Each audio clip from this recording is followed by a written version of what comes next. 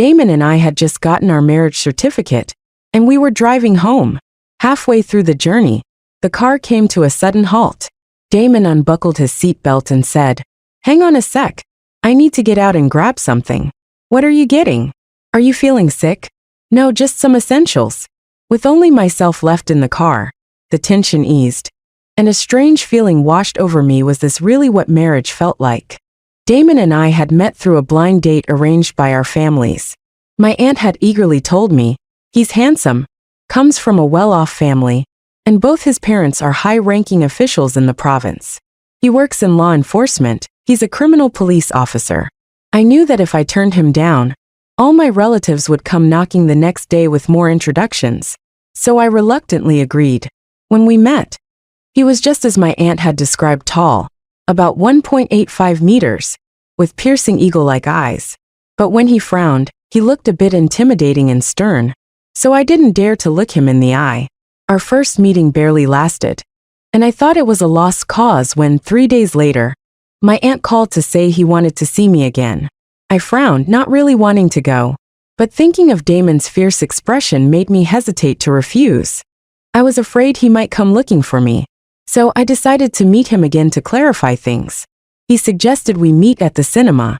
When I arrived, Damon was already there, dressed in a khaki coat over a white shirt, his long legs ending in stylish black leather shoes that gave off a hint of British charm.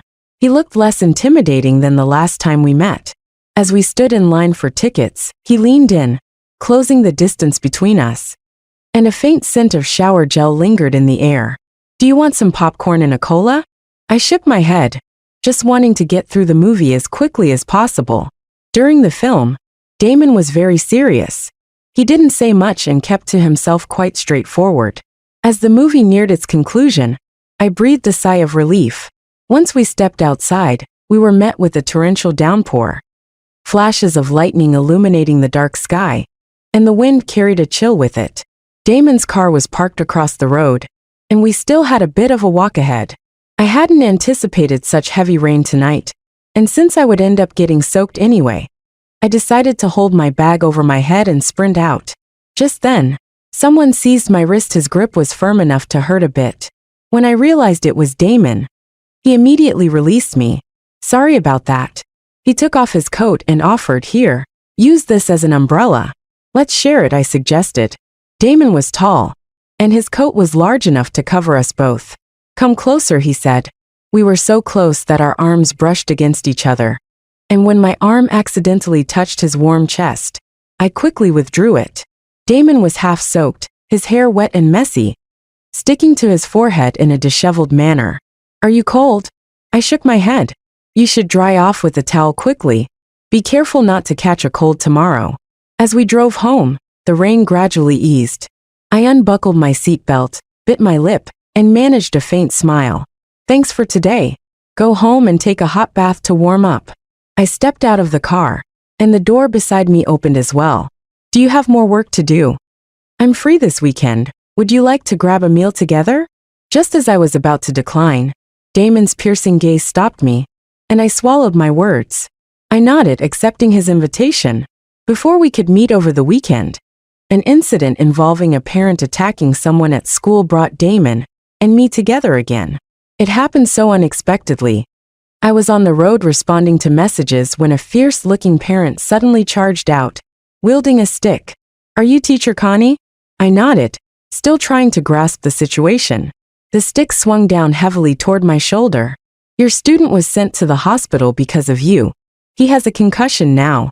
I let out a muffled grunt and collapse, gasping, my voice caught in my throat. I was bewildered. I always got along well with my students, never hitting or scolding them, so how did this happen? The parent, enraged to the point of frenzy, raised the stick again, aiming for my stomach. Just then Damon appeared, kicking the man away with a fierce force. He was in his police uniform, his expression dark and serious. The parent was taken to the police station, while Damon drove me to the hospital. My right shoulder was injured. It had bruised and swollen significantly. "There's nothing too serious. I'll apply some medicine for you. Just remember to change the dressing every day when you get home." Damon frowned, his face stormy. The nurse, who had been stealing glances at Damon moments earlier, now didn't dare to breathe too loudly. Her hands trembled as she applied the medicine. "Be gentle." Her hands shook uncontrollably. I looked up. His expression wasn't any better, looking quite fierce. I felt a bit helpless. "Maybe you should step outside for a moment." He glanced at me with a cool look, nodded, and then turned to close the door behind him. The school principal called to check in on me. I said, "Can I consider this a work injury? I can't even lift my hand to write. Take a few days off to rest at home, and come back when you're better." I had felt quite wronged about the whole incident, but when I heard I could take a few days off, my spirits lifted, and my mood brightened a bit. In the corridor, Damon stood tall, arms crossed over his chest, his lips pressed tightly together, attracting a lot of attention. Yet, his commanding presence kept everyone at a distance. "Thank you for today. Your timing was perfect," I said. "I was just passing by on business." He replied casually. That night, just as I was about to sleep, my phone lit up. Damon had sent me a message. "The investigation results are in. The injured boy just started junior high, struggles academically, and comes from a low-income family. The teacher intentionally targeted him. After he failed to turn in his homework, the teacher punished him in class.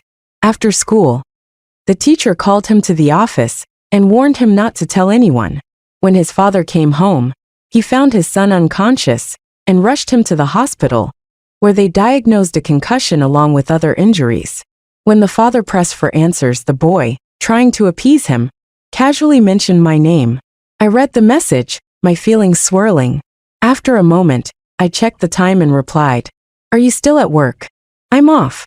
I'm about to take a shower. Get some rest. Good night." "Good night." As I spent more time with Damon, I noticed he was always polite and had a gentlemanly demeanor, despite his somewhat intimidating aura.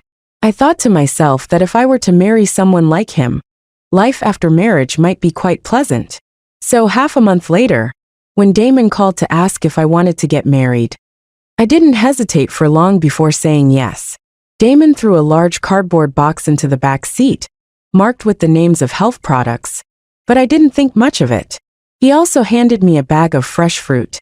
When I opened it, I found a bounty of plump purple-red oranges glistening with moisture. I peeled one and took a bite. Juice exploded everywhere, flooding my mouth with a sweet, rich flavor that brightened my mood instantly. As I ate, my appetite awakened, and I couldn't help but devour several more.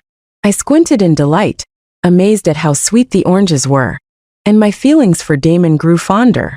Our new home was a spacious flat, elegantly decorated with minimalist furnishings that exuded quality. Damon carried a box of items into the bedroom. The door was slightly ajar, revealing a glimpse of a bright red bedspread against the white walls, creating a striking contrast. After feeling dazed all morning, clarity washed over me. After all, tonight was our wedding night. The thought made my heart race, and I felt a wave of unease wash over me, my cheeks burning. Until now, I hadn't even held hands with a boy. Damon emerged from the room and glanced my way, his brow furrowed. "Are you feeling unwell?" I shook my head, feeling a bit guilty as I responded, "It's just a little warm." I opened the fridge and asked, "What do you want for lunch?" He loosened a button on his shirt and rolled up his sleeves, revealing his strong arms. I was a bit surprised. "You can cook?" When I visited Damon's house before, they had a dedicated housekeeper who made delicious Chinese dishes. He nodded and smiled.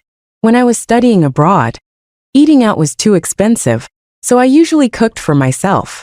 While Damon was busy in the kitchen, I occupied myself in the bedroom, tidying up clothes. I opened the wardrobe, where a range of dresses hung neatly, and beneath them was a line of brand new matching lingerie.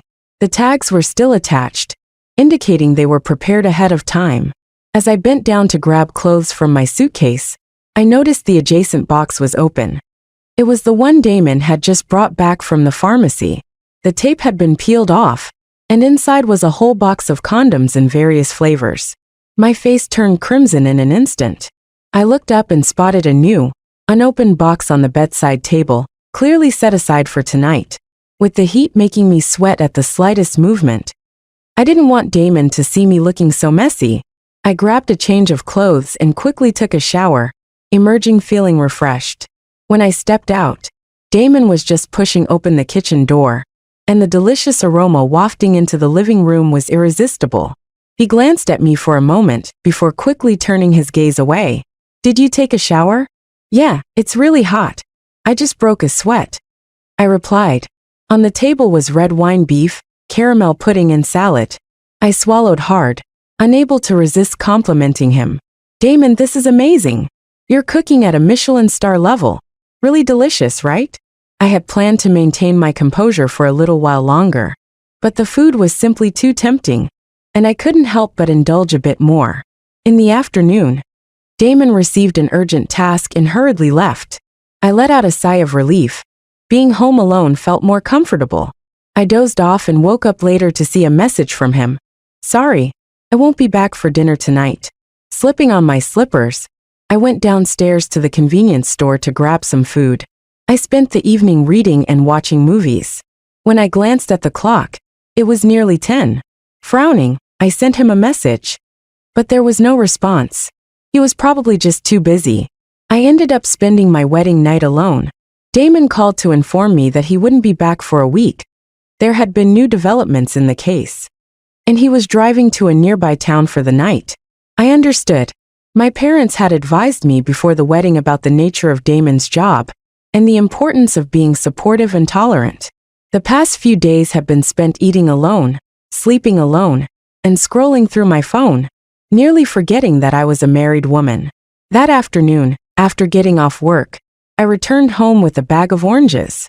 On my way, I bumped into a neighbor I had just met days earlier.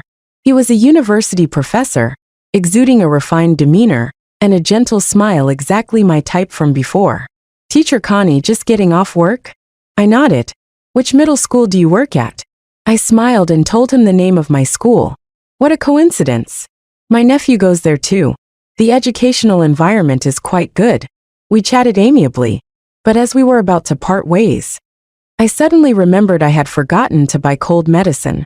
Having left the window open the previous night, I had caught a chill and woke up with a stuffy nose after tossing off the covers in my sleep. Jerry, my neighbor, mentioned he had cold medicine and kindly brought me over 2 boxes. Feeling a bit embarrassed, I handed him a few oranges from my bag as a token of thanks. After my shower, I was about to head to the living room for a glass of water and take my medicine when I heard the doorknob turn. A surge of anxiety hit me. Living alone as a woman made me a little on edge. The door swung open, revealing Damon.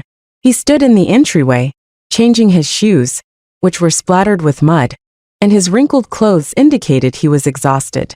I felt a wave of relief wash over me and asked with concern, "Did you eat?" His voice came out hoarse. "I just grabbed something to eat outside." Damon's intense gaze settled on me. I glanced down. Dressing casually at home was a nice change. I spotted a milk-white ice silk camisole dress hanging in the closet. The fabric felt incredibly soft against my skin, and it hung loosely, almost slipping off entirely. Most importantly, I wasn't wearing anything underneath. Taking a deep breath to steady myself, I walked into the room, maintaining a calm facade. After shutting the door, I quickly changed into long sleeves and pants. While it wasn't as comfortable as the dress, it felt much safer. When I stepped out, Damon was drinking water. Our eyes met, and there was something intense in his gaze. Flustered, I looked down and made my way to the sofa, hugging a pillow close to me. "I'm going to take a shower," I said, trying to inject a bit of lightness into my voice. Lost in my own thoughts, I heard him call from above. I absent-mindedly replied with a soft hum. The sound of water splashed from the bathroom. 8 minutes later, the bathroom door swung open. Damon emerged wearing a loose white tee and black shorts. His tall figure revealed long, toned arms and sleek calves. He headed to the fridge, pulled out a bottle of water, and tilted his head back to gulp it down, his Adam's apple moving rhythmically. "Aren't you going to sleep?" His damp hair clung to his forehead, and there was a hint of moisture lingering in his dark eyes as he fixed his gaze on me. I felt uneasy under his intense stare, and my cheeks began to heat up. "It's too early. I want to watch some more TV." Damon cast a quick glance at me before casually walking over to the entrance to turn off the lights. The room plunged into darkness, illuminated only by the TV's glow. As I sat on the sofa, our legs brushed against each other, and I was enveloped in the intoxicating masculine scent he exuded. My body tightened, palms sweaty with nervousness, and I subtly shifted away from him. Without warning, he turned, pulling me into his embrace, his strong arms securing me at the shoulders. I awkwardly twisted my neck and spoke softly. "Do you want to go rest for a bit?" He had looked weary when he returned, dark circles under his eyes and stubble on his chin, making him appear quite haggard. Damon slowly shook his head. "I want to stay here and watch TV with you for a while." The living room fell into a comfortable silence. We settled on a disaster movie. Initially, I struggled to focus, but the story soon captivated me. By the time the movie ended, I could hear the steady rhythm of his breathing next to me. I gently nudged him and whispered, "Damon." Before I could finish my sentence, he opened his eyes, alert, and grabbed my arm. In the dark, his cold black eyes glimmered with intensity, and his brows furrowed tightly, radiating a fierce energy. "It hurts." Damon froze for a moment and quickly let go. I stared at him wide-eyed, instinctively scooting away. Realizing my overreaction, Damon quickly apologized. "Sorry, that was just an instinctive reaction." In his line of work, even the smallest noise could trigger a heightened sense of alertness. While I understood, I still felt a bit unsettled. If he had gripped me just a little harder, I might not be able to lift a pen tomorrow. Still shaken, I patted my chest. I replied dryly, "It's okay. Just be a little more careful next time." Noticing his confusion, I felt a bit sorry for him. I added, "Really, don't overthink it, I'm fine. Just get some sleep." As I spoke, I stifled a yawn and headed into the room. When I looked back, Damon hadn't followed. I lay down and covered myself with a blanket, but my body tensed as the door opened slightly. Damon walked in holding a glass of milk. "Your mom told me you need to drink warm milk before bed," he said gently. I accepted the glass and quietly said thank you. Under his watchful gaze, I drank the milk silently, finishing the whole glass. "I'll turn off the lights now." "Okay." He reached over to turn off the lights, and then lay down next to me. I shifted slightly, nearly pressing against the edge of the bed. Moonlight seeped through the thin curtains, casting a soft glow across the bedroom. The only sounds were our steady breaths. Damon turned over. I felt my breath hitch. "Does your hand still hurt?" I shook my head, my voice a bit stiff. "No, it doesn't hurt anymore." After a moment, Damon spoke again, his voice low and husky. "Connie." "Yes, come a bit closer. You're going to fall off the bed." "Okay." I inched toward him, feeling the thin silk of my dress brush against his warm skin. My back stiffened, and sweat began to bead on my legs. The tension in the air thickened, enveloping us in an intimate atmosphere. I dared not shift my waist or legs, planning to turn and create some space between us when Damon suddenly reached out and pulled me firmly into his embrace. Heat flooded my cheeks. He wore a short-sleeved shirt, and his intense body heat seeped onto me, making beads of sweat form on my forehead. Feeling a bit uncomfortable, I turned onto my side. Our eyes met. His deep black gaze, though calm, felt like it was simmering with intensity as it rested on me. It seemed that if I didn't say something soon, we might find ourselves in an indescribable situation. I hesitantly reached out and nudged him, trying my luck. "Damon, can we sleep in separate rooms? I tend to move around a lot in my sleep and get up during the night, which might disturb you."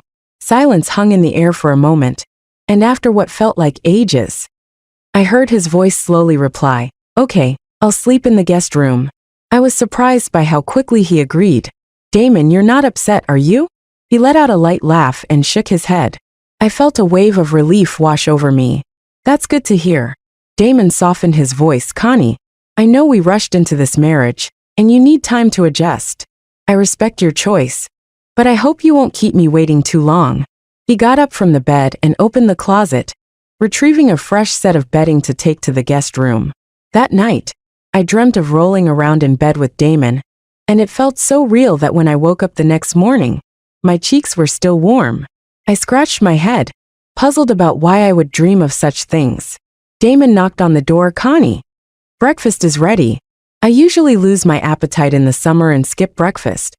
But seeing the maple syrup pancakes, fruity yogurt, and fried sausages laid out on the table instantly made my stomach rumble. Damon, what time did you get up to make all this? 6 o'clock. At that hour, I would still be sound asleep in bed, my cheeks flushing slightly with embarrassment. While I was still processing this, he came over with a glass of water. Don't rush to eat just yet. It's good for your health to drink a glass of water after getting up. I looked up at him. It was only then that I noticed his hair was damp, his face slightly flushed, and he was wearing sporty shorts and a short-sleeved shirt, with his chest drenched in sweat. I could vaguely see the contours of his toned body beneath his shirt, muscular, yet not bulky, and remarkably well proportioned. Did you just go for a run? He nodded. Yeah. You go ahead and eat. I need to shower first because I smell like sweat. Without comparison, there's no harm done. Next to Damon, I felt downright lazy. I resolved to make dinner tonight. I couldn't keep letting him do all the cooking. After work, I stopped by the supermarket and picked up a few ingredients, asking Damon's mom what dishes he enjoyed. While passing through the frozen foods section, I stumbled upon a sale on ice cream and added 6 tubs to my cart.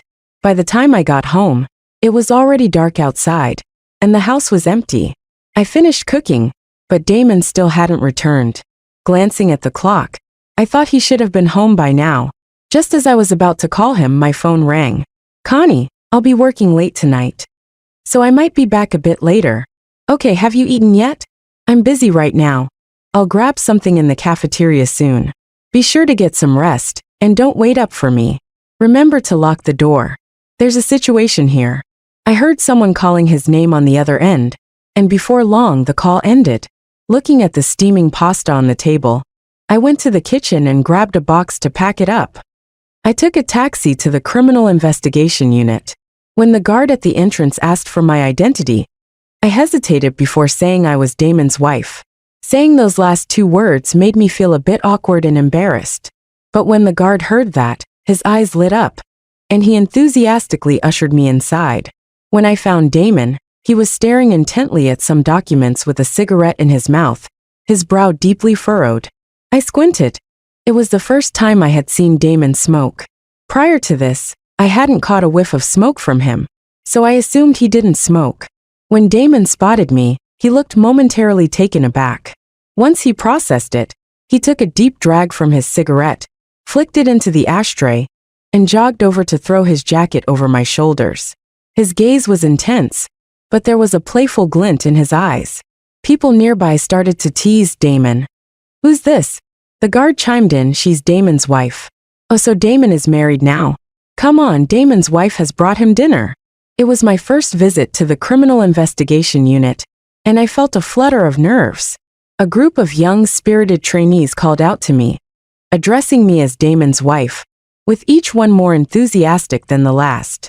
I could feel my face turning bright red from embarrassment.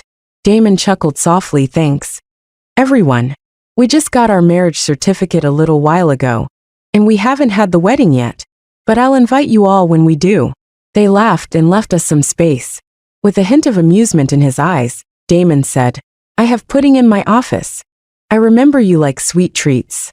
Want some? I raised the takeout box in my hand and smiled. I made some pasta for you and brought it over. Once inside his office, Damon shut the door behind us. He pulled out several packaged puddings from his desk drawer and handed them to me. His dark eyes lingered on me, unwilling to shift away. I felt a flush of shyness under his gaze and tried to steer the conversation. This is too much. I won't be able to finish it all. If you can't finish it, just leave it here. I'll eat it later, he replied. I felt my cheeks warm slightly. My dad had always been the only one to eat my leftovers when I was growing up, so having a second man do the same felt strangely endearing. Just make sure to eat your pasta. It won't taste good if it sits too long. Have you had a chance to eat yet? I shook my head. I was too eager to deliver his meal after cooking and had completely forgotten about my own appetite. I'm not hungry right now, I said casually. Given that he trains daily, Damon has developed a hearty appetite, so I prepared a larger portion for him. He retrieved a pair of disposable chopsticks from the drawer and handed them to me. "Let's eat together." Damon remarked, "You really need to eat more. You're too thin, and your waist is too small." His unexpected comment caught me off guard, and I ended up choking. My face flushed red from coughing, and I could feel beads of sweat forming. I was thoroughly uncomfortable. Damon quickly stood up and patted my back to help me recover. "Drink some water." I grabbed the cup and gulped down some water, finally managing to calm myself as I turned to Damon. He was frowning, his expression serious, looking 100 times more intimidating than usual.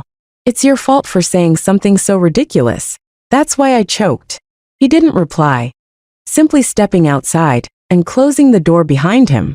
Was this what we called an argument? Watching him disappear into the night from the window left me with an inexplicable feeling of loss. 8 minutes later, Damon returned, carrying a bag filled with assorted candies. He seemed unfazed and peeled open a lemon-flavored candy. "Open your mouth." The sweet and sour candy melted in my mouth, and I felt much better. Damon asked gently, "How do you feel? Is it better now?" I nodded. "Just wait a moment. I'll finish up, and then we can head home together." He settled back in front of the computer, deep in concentration. I usually prefer to work alone without anyone nearby, so while Damon was reviewing some documents, I decided to step outside for a short walk. On my way, I bumped into his colleagues, who were tall, handsome, and quite friendly. "Connie, let's exchange contact info. I'll add you to our group chat." Connie, our team leader Damon, didn't have a girlfriend before. The director tried to set him up on a blind date, but the girl thought he was too intense and too busy with work. Jack has a great sense of humor and can easily make people laugh with just a few words. "Connie, it's time to go." Damon stood tall behind me, holding a briefcase and a thermos. "Goodbye, Connie." I smiled and waved to Jack. Damon was driving. "Is Jack part of your team?" "Yes, he is. He's quite good looking." "Does he have a girlfriend?" As we stopped at a red light, Damon turned his head, narrowing his eyes with a hint of danger in his tone. "Why do you ask? What are you thinking?" "Jack is pretty handsome, has a good build, and is quite funny. I thought about introducing him to my friend Becky. He doesn't have a girlfriend." Once we got out of the car, Damon walked around, opened the door, and took my hand as we headed home. As we left, I noticed the pot hadn't been washed, and the leftover pasta on the table had gone cold. Damon said, "You go rest. I'll take care of the kitchen. You've worked all day and now have to work overtime." "You did too. And you came back to cook dinner." Damon quickly and efficiently washed the dishes, his movements precise and organized. Having visited Damon's house a few times, I knew he had maids, so I assumed he wouldn't have to do these chores. I thought he was a spoiled rich kid, but his actual demeanor contradicted my expectations. He cooked and cleaned better than I did. At this hour, there wasn't much on TV, so I grabbed my pajamas and headed for a shower. While getting dressed, I lost my balance and fell hard. "Oh my God!" I gasped in surprise. I lifted my pant leg to reveal a red, swollen patch that looked alarming, but thankfully, there was no blood. I often bumped into things, and usually brushed it off without a second thought. As I hobbled out the door, I caught Damon's eye. He was holding a change of clothes and was shirtless. "I'm done washing. You can take your shower now." He looked directly at me and gently asked, "Did you fall?" "How did you know?" "I heard the noise." Damon glanced down. "Let me see your leg." I shook my head. "It's nothing serious." "Really, you don't need to look."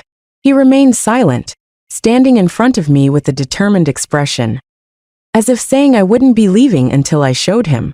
Reluctantly, I extended my left leg and rolled up my pants, accidentally brushing the wound. I gasped in pain. Damon squatted down to inspect the injury, his brow furrowing. "Does it hurt a lot?" "It's manageable. I can tough it out." "Sit on the sofa. I'll apply some medicine." "Can I walk?" "Do you want me to let you carry me?"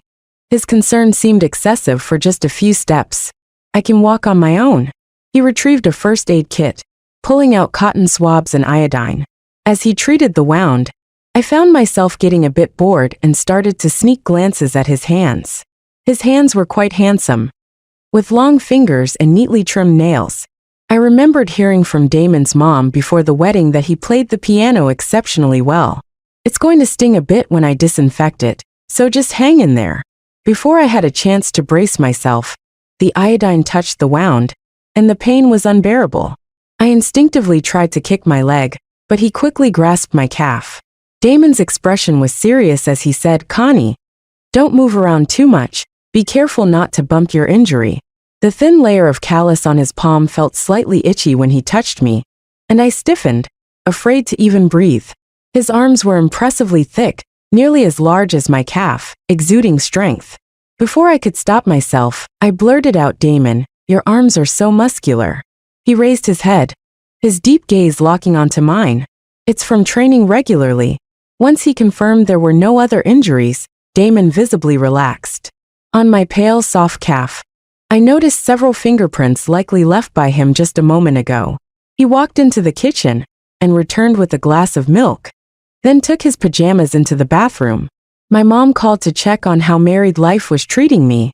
I casually said a few nice things to brush her off. "My dear daughter, when can you come home for dinner? I miss you so much. I'll ask Damon when he's free." I stood up and approached the bathroom door. "When are you free?" "My mom wants us to come home for dinner." Silence followed. Could the sound of the water be too loud for him to hear? I called out again, "Damon, when are you free? My mom wants us to come home." A deep voice responded from within Sunday. Without overthinking it, I told my mom we'd go back on Sunday. When the bathroom door swung open, I saw he was only in his boxers, revealing his trim waist and defined muscles. His hair was wet, and water droplets trailed down his ear, pooling along his sharp jawline. I stole a quick glance, but when Damon turned to look at me, I quickly shifted my focus back to the TV, feigning indifference. Inside, I couldn't help but think, his physique is really impressive. By the weekend, I was free from early classes and took the chance to sleep in a little longer. Damon knocked on the door saying, "Connie, my tie is in the closet. May I come in?" I rolled over and called out, "Come in." He gently pushed the door open. As I blinked my eyes open, I was instantly awakened by Damon's striking appearance. Typically, Damon dressed in casual attire, but today he was impeccably suited up, with a crisp shirt tucked neatly into his belt. His tousled hair was combed back, and his deep-set eyes made him look tall and commanding, just like a dashing husband from a romance novel. I was momentarily stunned. In that moment, as our eyes locked, I could feel my heart racing. How could such a handsome man be my husband? It felt almost unreal. Noticing my starry-eyed admiration, Damon raised an eyebrow with a faint smile and asked, "Are you daydreaming? Do you want to sleep a bit more?" I shook my head and rolled around playfully on the bed. "Damon, you should wear suits like this every day. You look incredibly handsome." "Not a chance. This is just for when I'm around." I chose a light white dress from the closet that complemented my fair skin and grabbed a necklace from the jewelry box. This necklace was a gift from Damon, and I hadn't worn it since he bought it. I wasn't very knowledgeable about jewelry, but it looked stunning. I later learned it cost over $10,000 when I spotted it in a store. Damon opened the door again, now holding a watch in his hand. His eyes silently roamed over me, and I noticed his Adam's apple move as he asked in a husky voice, "Can I kiss you?" I caught a glimpse of my flushed profile in the mirror. My voice trembled as I said yes. Damon stepped closer, cupping my face, and pressed a cool kiss on my forehead. I was a little taken aback. Why a kiss on the forehead? But I didn't dare to bring it up. Damon gently pinched my earlobe and said softly, "Put this watch on." "When did you get this?" "I bought it a few days ago while shopping. I saw it and thought it would make a perfect wedding gift for you." That day, we had planned to go to a movie after work, and he must have bought it then. Having arrived before me, the jewelry I wore altogether was worth more than 2 years of my salary. I started thinking about what gift I should get for Damon next. "I haven't given you a wedding gift yet. The best gift is not keeping me waiting too long. Just extend your hand. I'll put it on for you." As he fastened the watch strap, it dawned on me what he really meant, and my face felt like it was on fire from embarrassment. He looked so serious and aloof, yet he could be cheekier than anyone when he wanted to. After getting out of the car and opening the trunk, I was taken aback by the sight of it stuffed with items. There were dozens of gifts of various sizes. The last time I was this surprised was when Damon brought his whole family to visit us, almost filling a truck with their offerings. Our house was overflowing, so my mom had given many of the gifts to other uncles and aunts in the family. I couldn't help but chuckle. You already brought so many gifts last time. Why did you buy even more? Our house is nearly overflowing. You're just too generous. Damon ruffled my hair, reassuringly saying, "It's really nothing special." My mom was becoming increasingly pleased with Damon as her son-in-law. Once we got home, she insisted he relax and not lift a finger. After dinner, Damon eagerly volunteered to wash the dishes.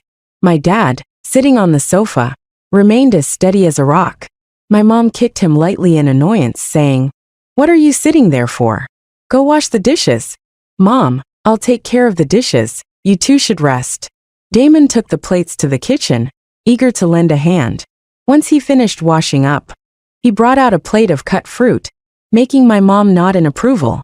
Damon really knows how to take care of people. Despite his serious demeanor and few words, Damon was great at chatting with the elders, making my mom laugh with just a few well-placed comments. As they chatted away, I took the opportunity to search online for gift ideas for men.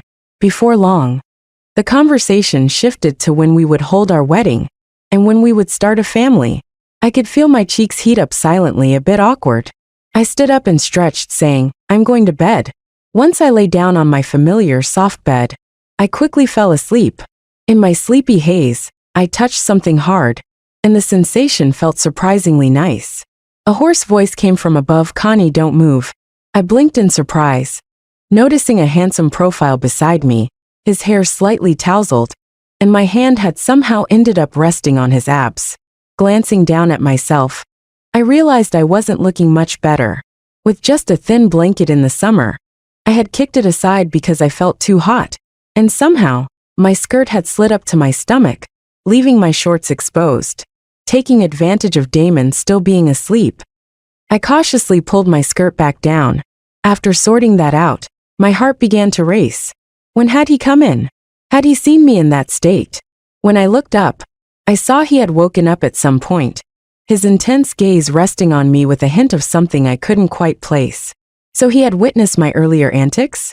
"Damon, did you see everything just now?" He didn't answer, lowering his gaze as he gently tucked a loose strand of hair behind my ear. The mood subtly shifted. "Connie, do you know how to kiss?" I gazed at him, confusion written on my face, and shook my head. He chuckled softly, his eyes deep and inviting. "I'll teach you." His cool lips pressed against mine, and I couldn't help but shiver slightly. "Don't be nervous. Remember to breathe." Once I found my rhythm, Damon held my shoulders and deepened the kiss. When it ended, my heart was racing, and I felt completely relaxed in his embrace. I decided not to head back tonight. After dinner, my mom encouraged me to take Damon out for a walk. There's a lake nearby, so we planned to go there for a stroll. On the way, we bumped into a familiar neighbor. "Connie, is this your boyfriend?" "No, he's my husband." The neighbor seemed surprised. "He's really handsome." After exchanging pleasantries, I continued walking with Damon. By the time we were on our way back, I was so exhausted that I could barely move. Damon, however, looked as if nothing was bothering him. "You really need to get more exercise. How about I take you running in the mornings from now on?" I quickly waved my hands. No, that's not necessary." I was sweaty and sticky, so I squatted down to dig through the drawer for my pajamas. I searched for ages but couldn't find them, leaving the drawer in disarray. "Mom, where are my pajamas? Did you put them away?" "I haven't touched anything. They should be in the drawer. Just look for them." After a long search without success, I was starting to feel impatient. "Just tell me what they look like, and I'll find them." "They're pink, with a cartoon strawberry design on the front. I used to love those pajamas, they were so cute." "Did you find them?" Damon shook his head. "Never mind, the more I look, the harder it seems to find them." Most of my summer clothes had been moved to Damon's place, leaving me with just my high school uniform, some short-sleeved shirts, and winter clothes. Between the uniform and the short sleeves, I opted for the short-sleeved shirt. It was a little big, but it just about covered my thighs. The room came with its own bathroom, and Damon was seated on the bed, flipping through my comic books while I took my clothes into the bathroom. When I emerged, he was searching for other books. Did you finish the comic? His gaze darkened slightly. Yeah, is there a next volume? I nodded, there is. However, it was tucked away pretty deep. I had stored all my magazines and comics in a box, which I had secretly hidden under the bed to keep it from my parents. The box was positioned toward the back, so I crouched down to fish it out. I felt a slight chill behind me and tugged at the hem of my shirt. As I stood up, I didn't notice, and I accidentally bumped my head on the edge of the bed. Does it hurt? I've been a bit unlucky lately. I keep getting hurt. Let me see where you're hurt. He turned me slightly, and his gaze fell on his neck, where the collar of his shirt was slightly open, revealing his Adam's apple and faint veins. For a moment, I completely forgot about my headache. It's not that bad. Just sit there and take a break. Damon gently pressed me down on the edge of the bed, his eyes becoming more intense. Are you not going to read the comic? It's right there in the box. He looked contemplative. I'm done with that. There are more important things to take care of. I opened my mouth to reply, but before I could gather my thoughts, I felt the warmth of his lips pressing against mine. I recently bought a new scale online, because the old one at home was broken. When I stepped on it, it registered 8 pounds more than before. The dress I wore last year felt a bit tight now. I was feeling down, and alarms started ringing in my head. Damon, please don't make my portion for dinner tonight. Starting today, I'm going on a diet. Damon reached out and rubbed my waist a few times, then concluded, you've gained a little weight. But it feels nice. I was at a loss for words. I devised a crash diet plan and decided I wouldn't eat dinner anymore. Damon pointed out the flaw without hesitation. If you do that, you'll rebound and end up gaining weight even faster. I turned my head, feeling on the verge of tears. So what should I do? He suggested, let's go hiking this weekend. You really don't exercise enough. You get winded just climbing 2 flights of stairs. But you're always so busy. Do you even have time this week? I do. I just wrapped up a case recently. Damon's work is really demanding. Sometimes he gets called out in the middle of the night, and I won't see him for days. The night before our trip, I was excited, tossing and turning in bed, unable to sleep. This was going to be our first real outing together. I packed a ton of snacks and water into my bag. Halfway up the mountain, I felt like tossing the bag away. I was completely drained. Weakly, I asked Damon, is it too late to head back down now? Connie, just hang in there a little longer. We're almost there. I pouted, you said that a little while ago too. Damon has been exercising for years, so he has great stamina. While I was sweating like crazy, he looked as if nothing fazed him. Hop on. I'll carry you. No thanks, I can walk on my own. There were plenty of people around us, from elderly folks in their 50s and 60s to little kids as young as 5, which made me feel self-conscious. By the time we reached the top of the mountain, my throat was dry. Damon was looking for a spot to pitch the tent. I opened my backpack and bent down to grab some water when my hand brushed against a small box. I remembered not bringing this kind of snack with me. So could it be something Damon packed? When I opened the box, I found several small packets inside, each filled with condoms. My face turned bright red, and my heart started racing. But tonight was bound to disappoint someone. Teacher Connie. I turned around to see one of my students. Jay, did you come camping with your parents? The little boy was excited to see me. I came with my uncle. He pointed to a tall, handsome man walking toward us. As he got closer, he looked increasingly familiar. It was Jerry, our neighbor. I was surprised. You're Jay's uncle? Jerry nodded and ruffled Jay's hair. That's right, I'm his uncle. His parents are on a business trip, so I took him out for a little vacation. Teacher Connie, my uncle grilled some barbecue. Would you like to come eat some? I shook my head and smiled. Thank you, but I brought my own food. Did you come by yourself? I shook my head again. I came with my boyfriend. Jerry glanced in the direction I was pointing, smiled wryly. Then I won't disturb you.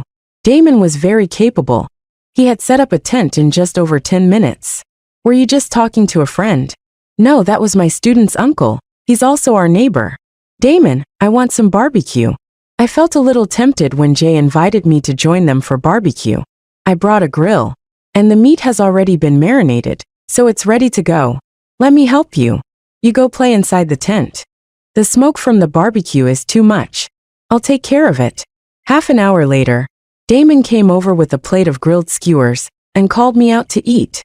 After just a few bites, I was full. The heat made my appetite disappear. I'm done eating. You can have the rest. He skillfully took the skewers from me and took a bite. Damon, I'm feeling sleepy. Why don't you lie down and rest for a while? It's too hot to sleep. He pulled a fan out of his bag. You sleep and I'll fan you. The fan brushed over me, bringing a slight coolness. Before long, I was fast asleep.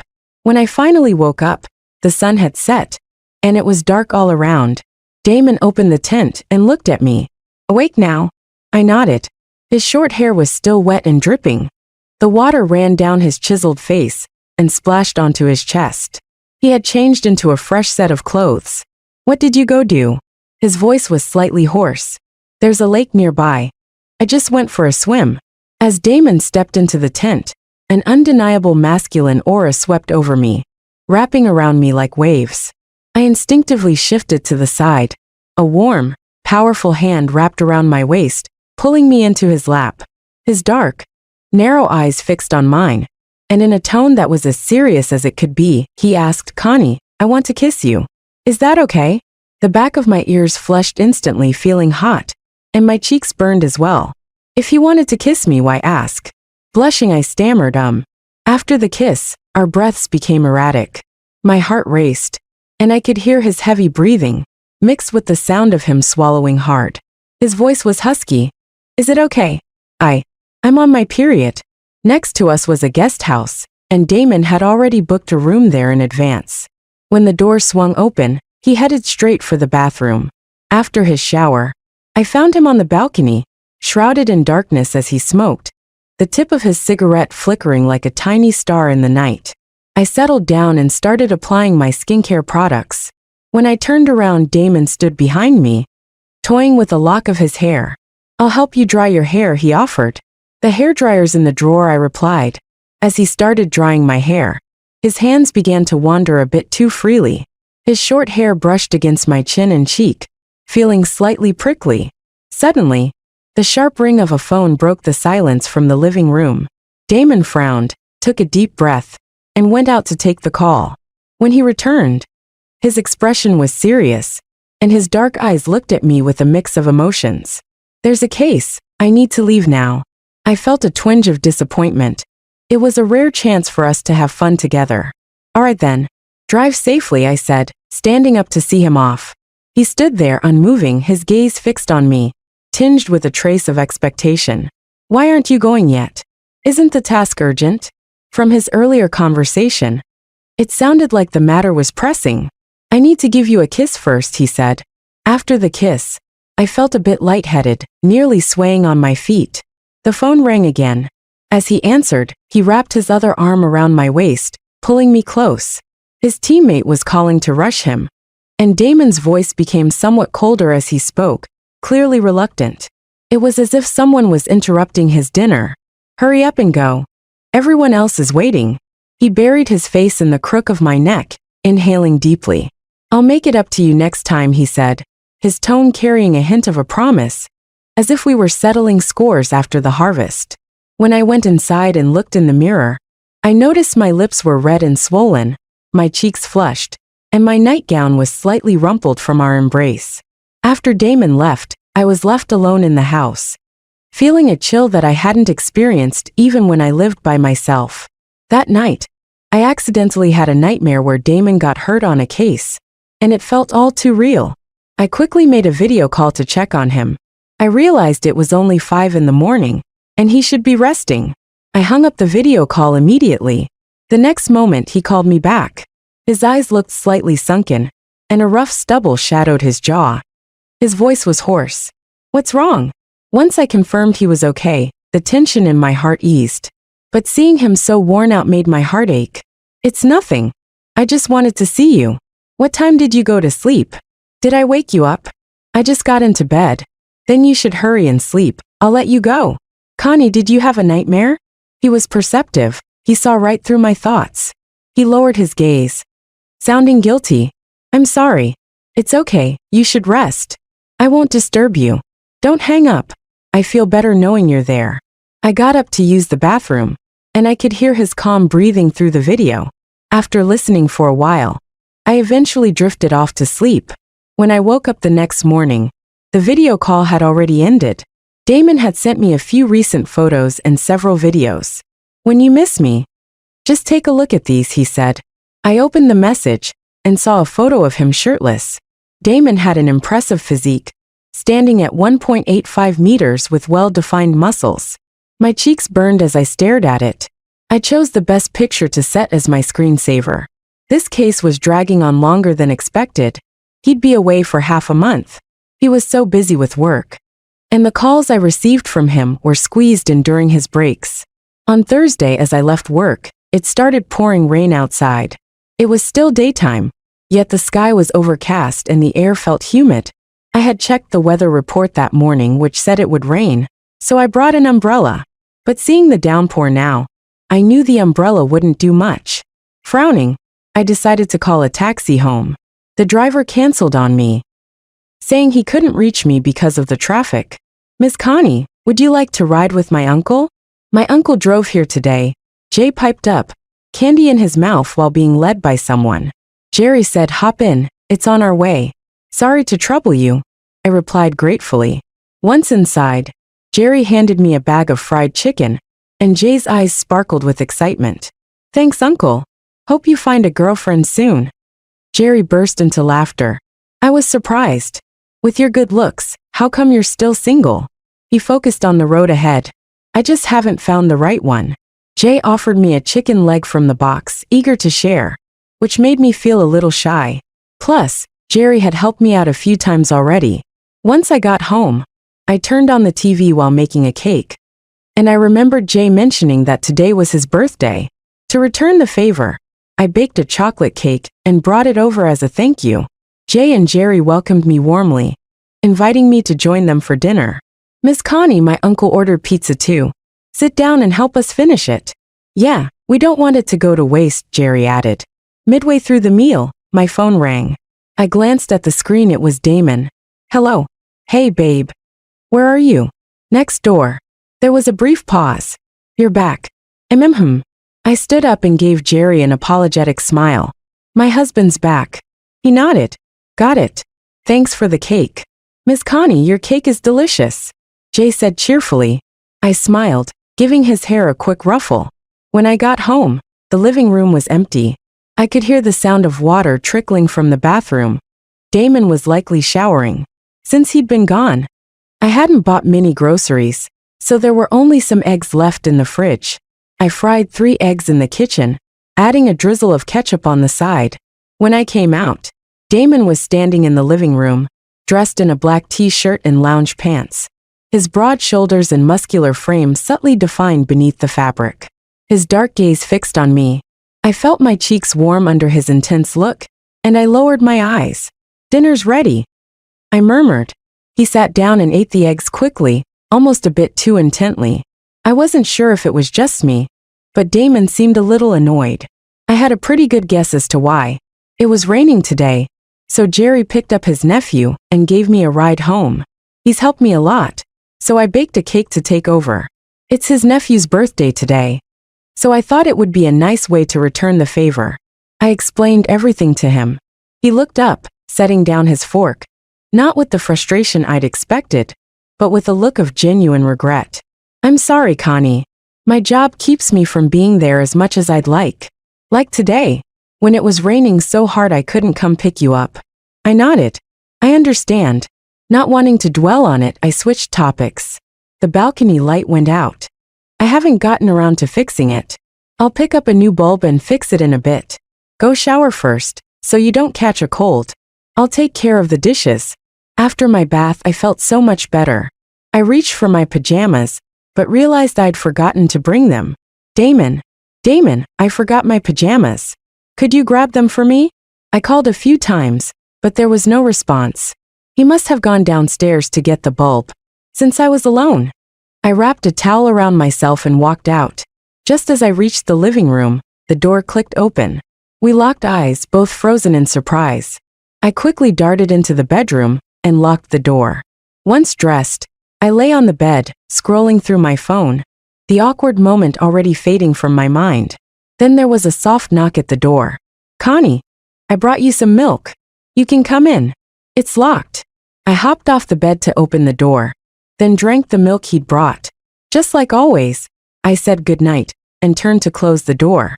The door stopped short of closing. I paused, a little startled. "Something on your mind?"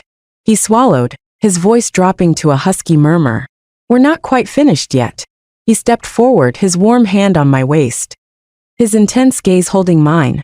"Isn't it time we made this marriage a bit more official?" A shiver of anticipation ran through me. Seizing the moment, Damon scooped me up and laid me onto the bed, his kiss deeper and more passionate than ever. 3 hours later, his hair was damp, a faint blush lingering on his handsome face. "Are you okay?" he asked softly. Our eyes met, a blush creeping up as I quickly closed my eyes and buried my face in the blankets. The sheets were a mess, and Damon lifted the cover. "You're all hot and sweaty. Are your legs sore? Want me to carry you to the shower?" Embarrassed, I shot him a look, then made my way to the bathroom, steadying myself. It hadn't been as uncomfortable as I'd imagined, just a bit unfamiliar, though Damon had been as gentle as he could. When I came back, fresh sheets were already on the bed. I was exhausted and barely made it to the pillow before drifting off. The next morning, I woke to the warmth, sticky with sweat, my pajamas clinging to my skin. Above me, his sleepy, husky voice broke the silence, leaving my mind blank. "Not going for a run? Today, I thought I'd try a different workout." An hour later, we pulled up to the campus gate. Just as I stepped out, he called, "Don't forget your breakfast." I turned to see him looking refreshed, humming a tune, clearly in a great mood. "I'll come pick you up this afternoon." 8 months into our marriage, my period was late. I went to the pharmacy, bought a test, and checked 10 times. Every single one came back with 2 lines. The only time we hadn't been careful was right after our wedding last month. We were exhausted when we got home, too tired to even shower. But Damon had been unusually energized, kissing and holding me over and over. I nudged him, muttering, "Too tired? I really don't want to move." "Don't worry. I'll take care of everything." "Seriously? Just that once?" That evening, when Damon came home from work, he called out from the doorway, "Hey babe, I brought fried chicken."